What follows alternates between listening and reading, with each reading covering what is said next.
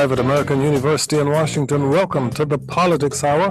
I'm Kojo Nnamdi.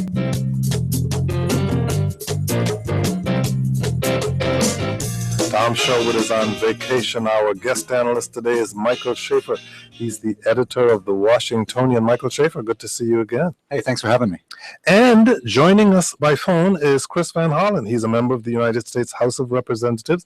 He's a Democrat from Maryland, and he is now an announced candidate for the United States Senate. Congressman Chris Van Hollen, thank you for joining us. Kojo, it's great to be with you and Michael. If you have questions or comments for the Congressman, call us. Start now at 800-433-8850. You can send email to kojo@wamu.org or shoot us a tweet at Kojo Show. You can watch our live video stream at the website, kojoshow.org, where you can also join the conversation. Congressman Van Hollen, was that you I saw pulling up a sled on Capitol Hill yesterday and sliding down the hill? Was that you? I love sledding, Kojo, but that wasn't me. But I've done a lot of sledding in my day and in my neighborhood. Well, the sledding, Michael Schaefer, was supposed to be illegal, and for years, kids and their parents weren't going there. But yesterday, there was essentially a protest. There was a sledding. Were you there? I was not there. One of our staffers was there, and yeah, the kids. It turns out your underage sledders aren't following Capitol Hill police policy to the letter. And Capitol Hill police were apparently yesterday quite liberal in allowing the kids to hang around for a while. You know, I have friends who, I grew up in D.C. and I have friends who grew up on the Hill, and one of them was saying how she used to, she had a whole bunch of different ski jackets, and so she would wear one until she got kicked out, go home, change jackets, and then come back. Disguise. Yeah. Well, you know, it is called the Hills, and the Hills are for sledding. So I don't know all the rules, but I say let the kids have fun. It turns out that the rules were in existence long before 9/11. There were previous heads of the Capitol Hill Police who talked about the rules being that way going back as far as the 1970s. So it obviously wasn't for security reasons. Apparently it had something to do with the grass being messed up by the kids sliding down. But I guess from now on, you're going to see a protest just about every time there is a snowfall. So we can move on. There's another issue I want to discuss before I get to your candidacy, Mr. Congressman, and that is what's going on with Metro. Apparently, board members of Metro, both from the district and Maryland, according to the Washington Post, objected that the initial 3 finalists for the job were not the kind of executive needed to fix the organization's problems. DC and Maryland officials apparently want a financial turnaround specialist who can address the agency's fiscal difficulties. What are your thoughts about this, Congressman Van Hollen? Well, we need somebody who can really shake things up at Metro and bring a greater culture of accountability to Metro. We've seen the most recent terrible accidents, and of course, several years ago, we had another fatal accident. So we've got to have somebody at the helm of Metro who can bring that kind of accountability. The Maryland delegation and the other delegations in the area have been very focused on bringing Metro officials in to try to get the full story. Of course, the National Safety Transportation Board is investigating the most recent accident, and we need to learn from these mistakes and find a way to make sure they don't happen, and that begins with a good leadership at the top. Michael Schaefer, I don't know about you, but I don't know exactly if there's been any Metro system in which a financial turnaround specialist has been brought in to run it. Apparently, what the individuals who are being interviewed, according to the Washington Post, are described as traditional transit executives, whatever that means. People, I guess, who have experience running transit systems. But because of Metro's fiscal crisis, apparently Mayor Muriel Bowser and others say, no, that's not enough. We want something more. You know, it's I don't know if money is the thing or infrastructure is the thing. You know, ideally you want someone who can do both and who can use the money to ride herd on the infrastructure, because I'm a Metro commuter, as many of your listeners are, and maybe one day every 2 weeks there's just some sort of boo-boo that gets in the way, and this is not a way to run a transit system for grown-ups? Well, obviously, they need money, and that's what these officials are focusing on. In case you're just joining us, that was the voice of Michael Schaefer. He is our guest analyst today. He's editor of the Washingtonian. Our guest is Chris Van Hollen. He's a member of the United States House of Representatives. He is now a candidate for the United States Senate. If you have questions or comments for him, give us a call, 800-433-8850. Congressman Van Hollen, Barbara Mikuslki set off one of the greatest scrambles in the history of Maryland politics this past week. You've already moved to be in the race to replace her in the Senate. Why do you want this job? And why do you feel you're the person in this big crowd of people that might run who is the best fit for the position? Well, first, Coach, let me just say what an incredible job Senator Mikuslki has done for the state of Maryland and for the entire country. She's been a path breaker and pioneer in many ways. She was fought for the Lilly Ledbetter legislation to provide for more equal pay for equal work, at least get your day in court. And she's done a lot of great things locally for Maryland. And I have that same passion for the entire state of Maryland and the well-being of the people of Maryland. My family has very deep roots in the state. My dad's actually from Baltimore originally. I served in the Maryland legislature. I worked for Governor Schaefer, not just on issues in this region, but on statewide issues. And I think as a member of Congress, I've been a very effective leader for our part of the state and our community, and I hope to be given the opportunity to bring that kind of leadership to the entire state, and look forward to talking to people across Maryland from north to south and east to west. Glad you mentioned across Maryland, because this would be the first time you've ever run in a statewide campaign. You got to look at Western Maryland, the Eastern Shore, Baltimore City, all those places very different in their own way from your district. What do you think is the strongest argument you can make to those voters about why you should be the one representing them? Well, I think if they look at my record and the voice I've brought to Congress on issues that I believe people care about, regardless of where they come from in the state of Maryland. First and foremost, making sure we have a stronger economy with more jobs, with better pay. I've been fighting every day for that, and just in January put forward a plan, an action plan to try to address the problem of stagnant wages, flat paychecks. We've seen in our country and our state rising worker productivity. People are working harder than ever, but their paychecks are flat. They feel like they're on a treadmill or moving behind. And whether it's fighting the Ryan Republican budget, and I've been on the front lines of that, or putting forward budgets on behalf of my Democratic colleagues in Congress, those have been the kind of things I've been fighting for, and I hope to have the chance to fight for those things for the whole state of Maryland. Here's Michael Schaefer. Let me ask you, a few years ago I was reading stories about you that said this is a future Speaker of the House. Why leave the House? Well, as I said, I am currently representing one part of one state, and I believe I've done it effectively, and I hope to have the chance to bring that kind of leadership to the entire state, and I think I can continue to fight on the issues that you raised and which I talked about. In addition to the bread and butter issues on the economy I just mentioned, I've been working for a long time, including my time in the state legislature, to try to protect the national treasure, the Chesapeake Bay. And that's an important statewide issue, as are these other issues. So I'm just asking the people of Maryland to take a look at my record in the part of the state I represent and ask them if I can be helpful in leading the entire state in the way that Senator Mikuslki's been doing. I mean, is this an acknowledgement about how long the Democrats are going to be in the minority in the House?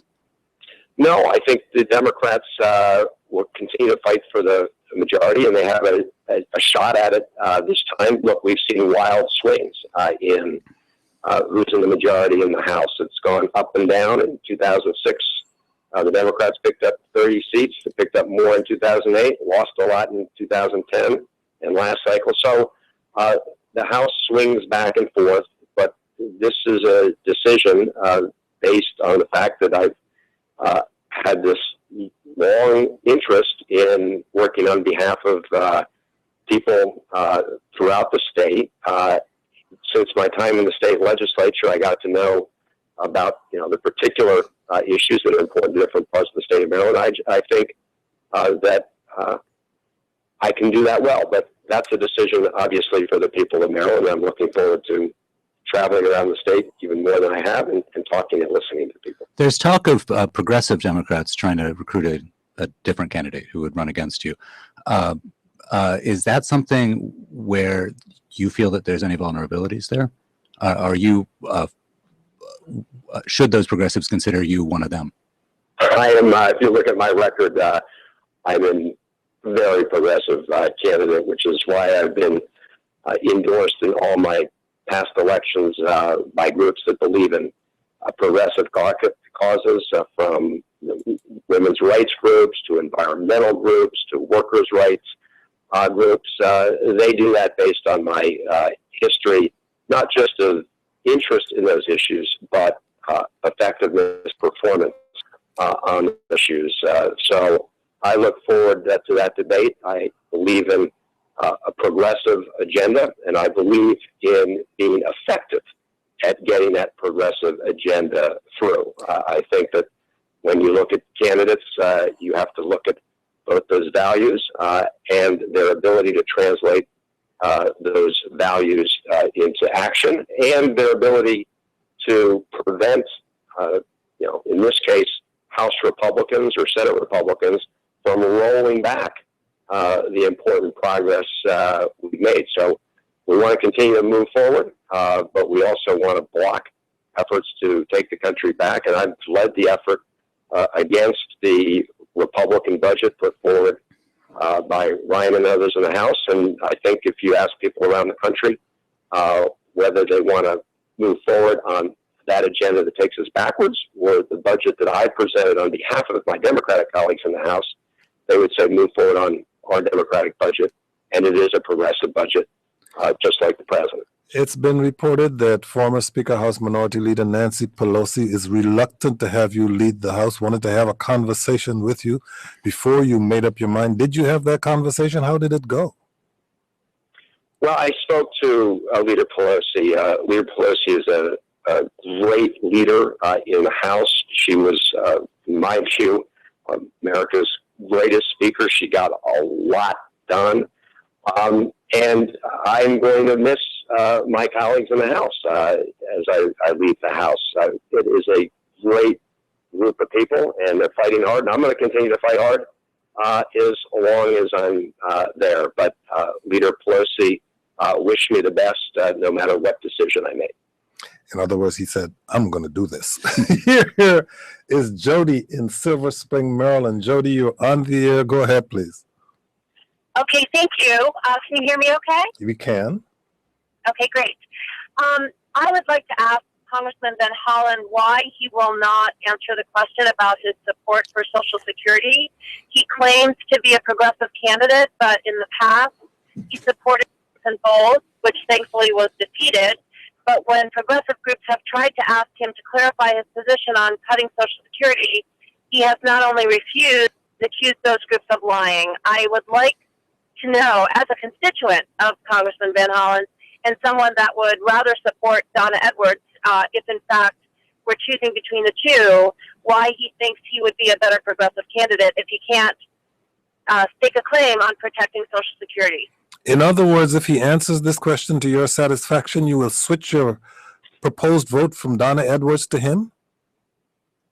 Right now, I am definitely in favor of Donna Edwards. Oh, well, let's see how the congressman answers your question. Let me answer that question. I'm really thank you for asking that question, because anyone that's seen my record knows that I've been fighting not just to protect but to strengthen Social Security and Medicare my entire career. I led the fight against the changes to Medicare and Social Security proposed in the Ryan Republican budget. I put forward our own budget alternative for Democrats to protect and strengthen Social Security.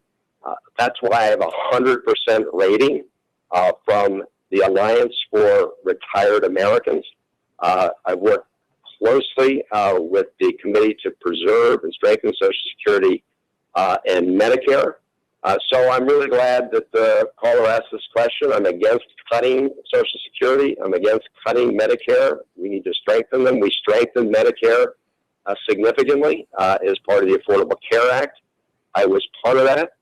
So I'm pleased to have the opportunity to say very clearly, 100%, I support strengthening both these programs, protecting both these programs. And I'm not just saying it, I have a record of doing it and leading the fight in doing it. Let me ask you this. I think there's an element of kabuki theater in some of this progressives versus not progressives stuff, particularly so far ahead of the campaign. But one of the places where in the Senate there was a divide among Democrats was on this issue of a nomination of Antonio Weiss to Treasury Department. Group around Elizabeth Warren argued that he was too close to Wall Street. Other people disagreed. How would you have been on that? Well, this is a situation where I agreed with Elizabeth Warren, Senator Warren, not because of any issue with respect to the competency or the character of the proposed nominee, but because I agreed with her that I thought it was important to signal that we're not going to draw people from Wall Street. So it wasn't about the particular individual, who I know is highly respected in many circles.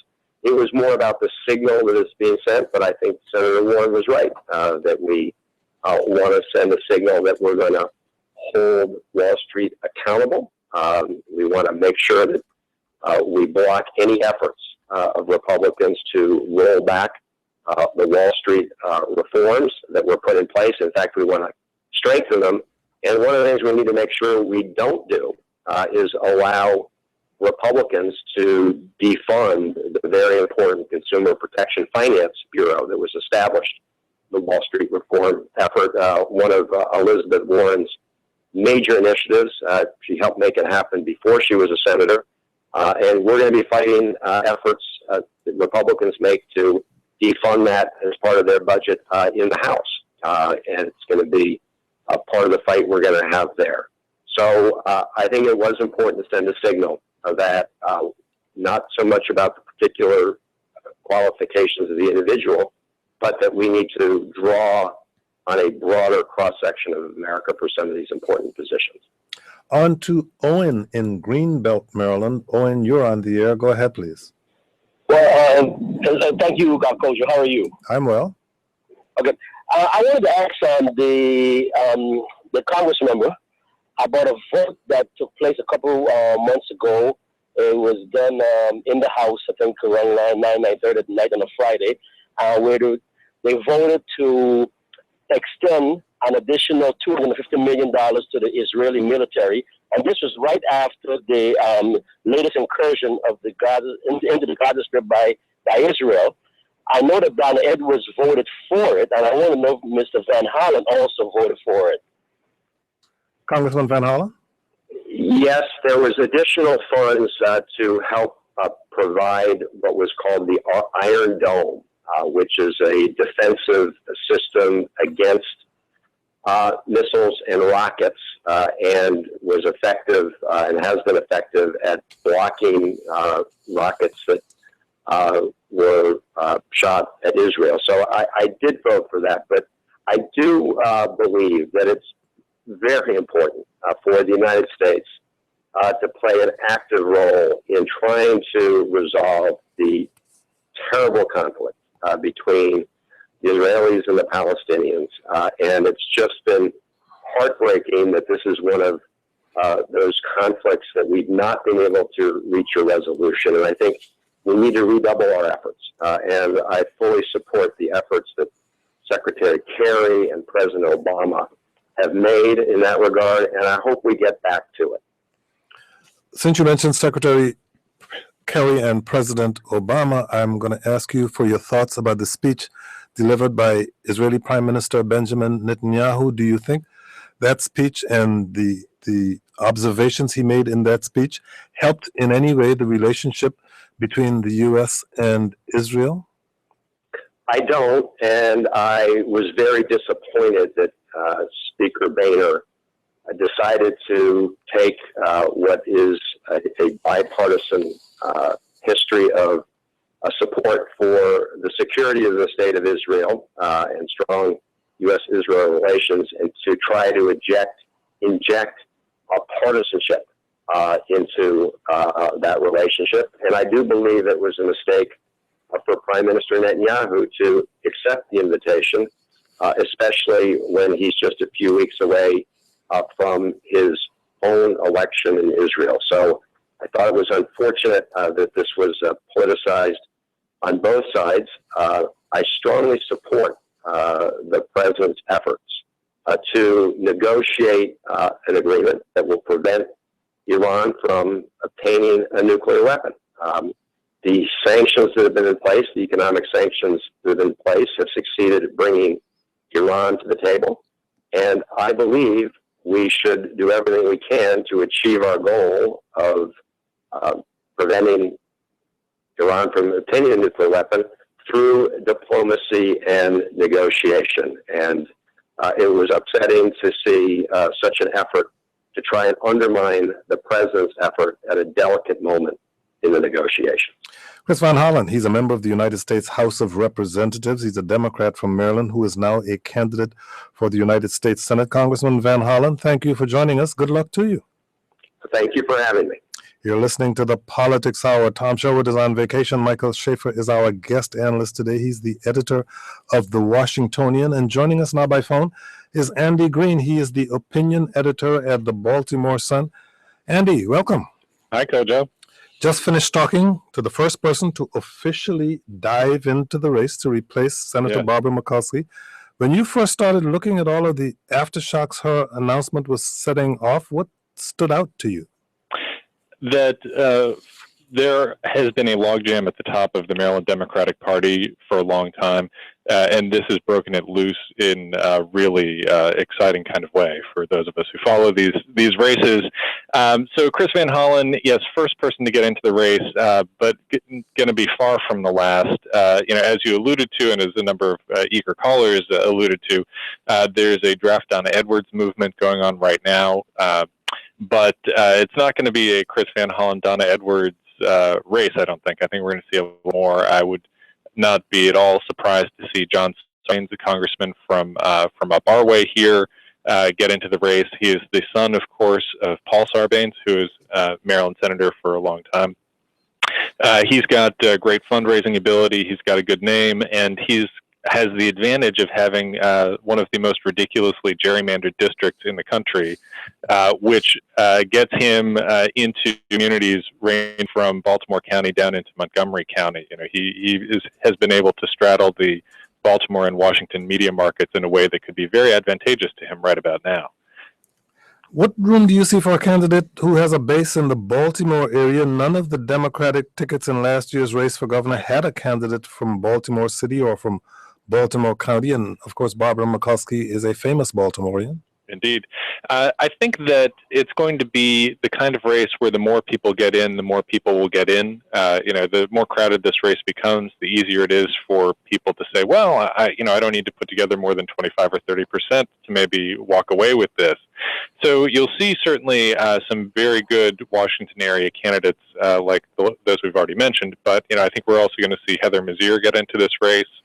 She who ran I think a very, very well-regarded gubernatorial campaign last year. She's run statewide before, and I think she walks into the race with a huge base of support in her pocket, and she will fight Donna Edwards for that progressive slice of the electorate.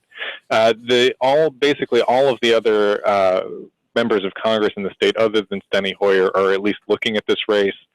In the Baltimore area, that includes Elijah Cummings and Dutch Ruppersberger. But you're also going to see some people that you might not immediately expect. Certainly we've heard Baltimore Mayor Stephanie Rawlings Blake is considering it. She certainly has a base in Baltimore, and if the vote starts getting divided up in Washington, that could look pretty potent. Actually, former Lieutenant Governor Kathleen Kennedy Townsend expressed some interest recently, a name from the past there. But you could see others too. I mean, I've heard some rumblings about Ben Jealous maybe eyeing this race, the former NAACP head who has stuck around Maryland after his time there ended. He could be a pretty interesting entrant in all this too. Which congressional races will be the most interesting to you if one of the sitting House members, I should say, when one of the sitting House members decides to go for Mikuslki's seat, Robert Mikuslki's seat? Well, we are already seeing the scrambling, of course, in Mr. Van Hollen's district. Talented people in the legislature from his district, Jamie Raskin, Rich Madaleno, for example. Although that district also stretches up into the Baltimore area too, so you never know who else up this way might be interested. Assuming John Sarbanes gets into it, which I suspect he will, the third district, again, is such a crazy district that you could see people from any end of it, from Montgomery County to Baltimore County, getting in, and that could attract a lot of different people. And we have not even touched on the Republican. I was about to say, is there any opening for a Republican to win that race, like Larry Hogan won the race for governor last year? Yeah, the Republican Party is saying so, that lightning struck last year and it could strike twice. I'm not holding my breath on that one. I think it's still a big uphill battle for a Republican to win a statewide office in a presidential election year. I think that's going to be much harder because the turnout come fall 2016 is going to be much higher than it was in the fall of 2014 when Larry Hogan won. Plus which, a big problem that Anthony Brown had when he lost to Larry Hogan was that the state Democratic Party, many of its elected officials didn't really do a whole lot to help him out. I don't think they're going to make that mistake twice. But on the Republican side, you've got Andy Harris, the congressman from the first district, is definitely interested in it. Dan Bongino, who ran a close race. Ran a close race against John Delaney, another guy who could certainly get into this race. Ran a very close race against him, and he also ran for Senate previously. I would be surprised if he doesn't get in. Was there anything in Hogan's race that could provide a blueprint for Republicans going forward? I mean, so much of the analysis has been about Democratic mistakes, losing. But what did he do to win? Well, what he did to win was run a very focused and disciplined campaign just on economic and tax issues, and really avoided discussing any kind of possibly divisive social issues, from gay marriage to abortion to gun rights. And I just don't think you can do that in a race for the United States Senate. You can't, he was able to say in his race for governor, look, those issues have been settled in Maryland. I'm not going to touch them. This is what I'm about. You can't say that when you're running for the Senate. You just can't. Andy Green, he's opinion editor at the Baltimore Sun. Andy, thank you so much for joining us. My pleasure, Kojo. You're listening to the Politics Hour. Michael Schaefer is our guest analyst today. He's the editor of Washingtonian. And joining us in studio now is Charles Allen. He's a member of the D.C. Council. He's a Democrat from Ward 6. Charles Allen, thank you so much for joining us. Thank you very much. Good afternoon. Good to see you. If you have questions or comments for Councilmember Allen, start calling now, 800-433-8850. You can go to our website, watch the live video stream of the broadcast there at kojoshow.org. You can also ask a question or make a comment there, or shoot us a tweet, Kojo Show. Email to kojo@wamu.org. Not that we asked you to come to our studio to talk about the weather, but the snow, the ice, they've taken a toll on those who live here. City services, city infrastructure. To what degree are you satisfied or not with how the mayor and her team have handled this winter, and to what degree are there things you think could have been handled better? Well, I think it's been a tough winter. I do think the mayor came right in and we had storms, both snow and ice storms right off the bat. And by and large, I think it's actually responded very well. I think most people will say the streets have been relatively clear. The concern that I had, that I certainly heard from my constituents, are how we have dealt with the trash and the recycling collections. I know in some neighborhoods in Ward 6, people had gone up to 3 weeks without getting a collection. Part of that's, the alleys were a neighborhood full of alleys. They're icy, and staff had trouble navigating those. And part of my conversation with the DPW director was to make sure we have a plan B, have an alternative when you can't get in there for 3 weeks at a time. And to the mayor's credit, she did the weekend blitz. And from what I heard from most residents, their collections took place. My own house yesterday, as the snow was falling, we actually had the trash and recycling crews come in the morning.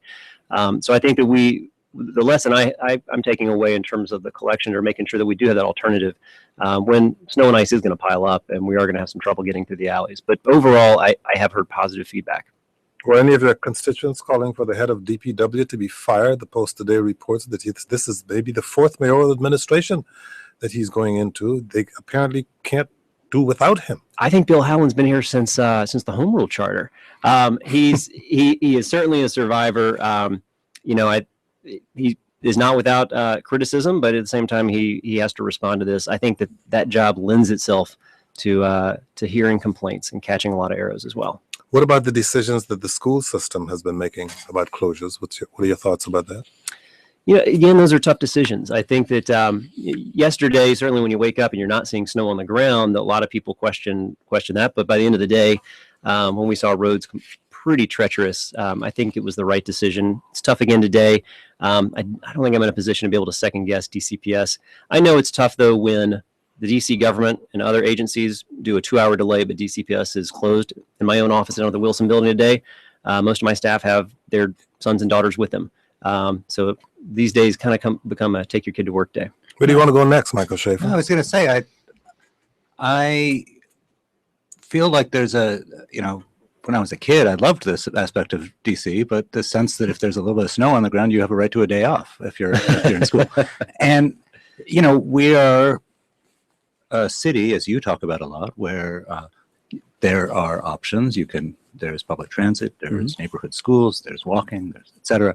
And I wonder if the attitude towards school closing speaks to something bigger that you've been trying to battle against in terms of how car-centric people's lives are and how people view the urbanness of their lives. Yeah, I've certainly heard from a lot of constituents who felt like they could have walked to school today, maybe not yesterday because of the timing of the storm at the end of the day, or could have felt they could have gone on a short delay. This morning, I caught the bus. I was at a community meeting by 8 o'clock in the morning because Metro was running. I jumped on the D6 and took a bus in. So we do need to have a city that's responsive to having a neighborhood school that you can walk to. And sometimes there are going to be delays, though. And I think for a lot of us, this is why we choose to live in big cities rather than in more far-flung neighborhoods where you are more at the mercy of roads. Sure, but part of what our schools require are the staffs inside. And so we want to have as many of our employees be DC residents and live close to where they work as well. But that maybe isn't our reality. And we do have to take that into consideration to making sure that school can open and operate on time. Our guest is Charles Allen. He's a member of the DC Council. He's a Democrat representing Ward 6. Got questions for him? 800-433-850. Cities moving forward with the legalization of marijuana, but the council this week passed unanimously emergency legislation sent by the mayor that would put more limits on its use. It limits smoking in bars, clubs, and according to the Post, virtually anywhere outside a private home where people can gather. Why did you feel that this was necessary? Well, I think our job right now is we have to follow the letter of the law. And everything that we've done has been legal. I think we've had very clear and sound legal guidance along the way. And we're following the initiative. I think that really, I reframe this a little bit of thinking about what has happened with the congressional meddling and the actions that they've taken, which means that the district is unable to create reasonable regulations around marijuana. So, we don't get to pick and choose the laws. We're going to follow the ones that have been passed. Voter initiative clearly passed. It is the law, and we took all those appropriate actions. I really look at this more from the perspective of what we need to be doing in our next steps to make sure that we have reasonable regulations, but that is where Congress is in the way. How reasonable do you think these restrictions are? What would you say to those people who feel that they violate the intent of what voters passed last fall? I think the voters' intent was pretty clear that we want to legalize the consumption of marijuana.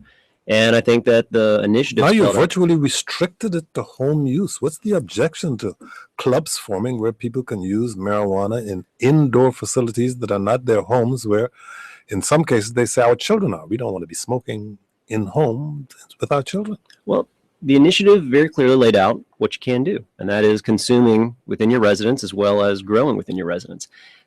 I think that as a city, we've got to be looking at the reasonable regulations for the whole city now. This is where the congressional interference creates a really big problem, and that's where the next battle is how do we create the system for the entire city to make sure that we are following the voters' intent, to make sure that we've legalized this, but doing so in a way that we can regulate it the way the city needs. 800-433-8850. What do you think of the emergency legislation passed by the city council, proposed by the mayor, putting limits on the use of marijuana in the district? 800-433-8850. You can also send email to kojo@wamu.org. Congressman Jason Chaffetz apparently wants the names of all the city employees who worked on the legalization issue. What do you think the council should do? Well, we talked about that the other day. I think it comes down to the fact that the council acted legally.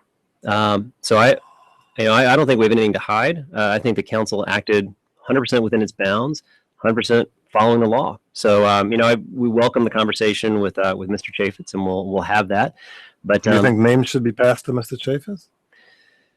I think that the council members have expressed some concern around saying, should we have staff listed or not?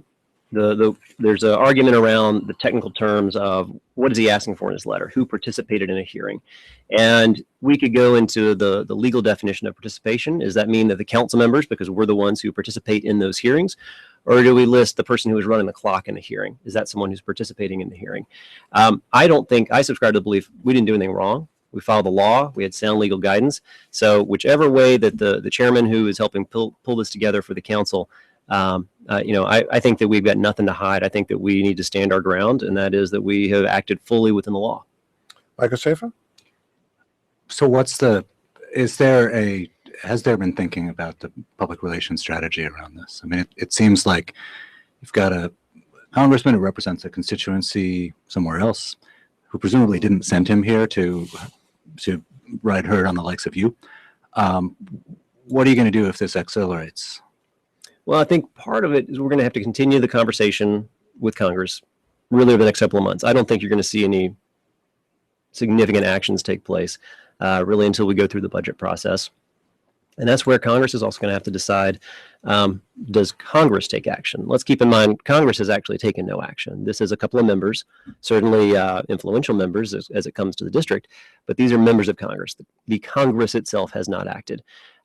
So the body is going to have to decide whether or not this is an issue that they want to take up. I think they have a lot more important things, and they're going to be taking up their time. On to the telephones. Here is James in Washington, D.C. James, you're on the air. Go ahead, please. Yeah, thanks, Kojo. Given the conversation we just had in Maryland and the Senate race with all the different candidates kind of fracturing the vote, I wanted to know what the council members thought about ranked voting or single transferable vote for DC elections. I believe David Grasso's introduced legislation. I'd love to hear what you thought about that.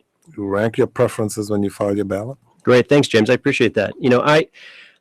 I like the idea of instant runoff voting. It's something I helped found an organization here in DC called DC for Democracy. It's one of the ways that the organization has used to do its balloting. And it can be a little bit complicated for folks. I think so there is an education component of it. I think if we move in that direction, one of the things we might want to do in the district is actually have some elections, maybe Board of Education, A&C races, have that be a starting point where we have the voters start get used to a different way we do it. And then move down that road. Thank you very much for your call, James. Late last week, the mayor offered only tweaks to a plan by her predecessor to redraw boundaries for the city schools. The tweaks would affect schools in your ward. What do you make of her plan? Well, the one that will have the biggest impact in Ward 6 has to do with Eastern High School and the Boundary Task Force, which did a lot of really good work. They did draw a boundary for Eastern High School that basically used the river as a dividing line. And I think that the mayor appropriately was looking at how do we not have Rock Creek Park? How do we not have the river be those boundaries? And so she made a tweak that dealt with Kelly Miller and how the feeder pattern for Eastern works. And I think it makes sense. I think that we don't want to have artificial barriers And we do need to make sure that Eastern High School is called Eastern. It needs to also help serve the eastern half of the whole city. I think we've got a great high school there, great leadership, and a beautiful facility. So I'm really excited about the future of Eastern, and I think the tweaks were a smart move. Where does this boundary overhaul, in your view, fit into what you feel should be the broader effort to improve DC public schools? I think it makes sense to this. I live at 16th and D Northeast. I can basically see Eastern High School from my house. And if you follow the traditional boundary pattern, I'm in boundary for Dunbar High School, far, far away. Mm-hmm. I think that it was absolutely right and appropriate to do the boundary changes. But those, to some extent, that's just making sure we align the maps and our modern feeder patterns. What I really think we've got to focus on a school reform standpoint has to do with our middle schools. We are investing heavily in making fantastic improvements at the elementary school level. We are rebuilding our high schools in a way that we've got fantastic facilities. We're recruiting really strong leaders into our high schools. But what I hear when I talk to parents, they don't feel confidence in the pathway from elementary to high school. And that's where I want to put a lot of my energy, is into our middle school reforms, so that parents really see the full pathway, all the way from pre-K 3 all the way through high school graduation, that they know that they've got confidence in a really great school. And that's why my priority is going to be really focused on our middle school years. And when you say middle school reforms, exactly what do you think needs to be reformed about middle schools in the district? I think the first is that we have, as we mentioned, the modernization. We've put a lot of money into high schools, and we have some absolutely gorgeous buildings. And we put a lot of money into our elementary schools, and we have some really gorgeous buildings. We have not invested in the same way at the middle schools. So first reform, I think, is in the physical building. You have to have that happen. The second has to do with leadership in our middle schools. When we attract top talent, currently principals are on a 1-year contract, and that's it. And they can't guarantee they're going to be there from 1 year to the next. And we just had a conversation with the chancellor the other day, and she's going to be moving to offering multi-year contracts to some principals and start working on that. I think that gives confidence to the school as well as to the school community to see that they're going to have a leader that they can really buy into to help move that school forward. And then we've got to continue to push on having the reformed academic programs, where you're going to have the type of programs that feed into high school. So, for example, Eastern High School has been investing in IB, International Baccalaureate, a different standard of academics in the school. You need to be preparing those students for success at the middle school level. So putting IB programs or different initiatives into the middle schools that are going to align with the high school that they're going to be headed to, I think sets that child up, sets that student up for greater success in the classroom. Do we need new middle schools? I mean, I think the existing reputations of schools scare people off, even if they know those schools are getting better. They might think, someone else's kid can go to a school that's getting better. I want my kid to go to a school that's better. Is there an argument, and are there the resources to, in some cases, start fresh? That is to say, it seems to me we've got one traditional middle school that everyone wants to get into. It's on one end of town. Is there an approach other than this incremental one you've laid out?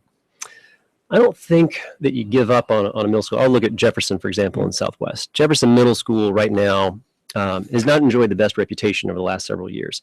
But over the last couple of years, you have seen a drastic turnaround. And why is that? You've got Natalie Gordon, who's the principal there, who's an award-winning principal in the district, and is really starting to give the parents and the community a great sense of confidence. We're starting to get the type of programming into Jefferson that's really starting to see a turnaround. And your test scores are starting to go up. Parents and students are really, their satisfaction is going up. They're really being challenged. But Jefferson's under-enrolled. You look at Elliott Hine on the other end, over near RFK Stadium, right near Eastern High School. Under-enrolled school, a lot of the ingredients for success.